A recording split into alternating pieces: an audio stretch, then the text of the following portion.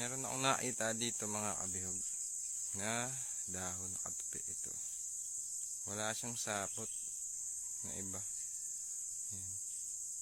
So off season pa kaya ganyan.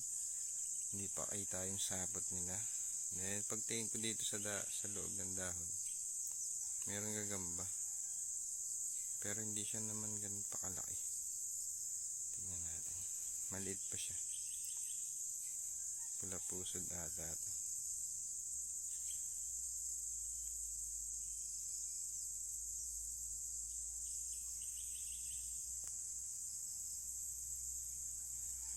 May gloves pa.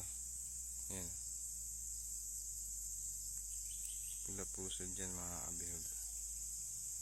May gloves pa, maliit pa. Yan. Wala siyang sapot na iba, kundi doon lamang. So off season pa, kaya ganyan. May pahirapan pong maghanap ng gagamba sa umaga. Shout out sa inyo mga kabihog.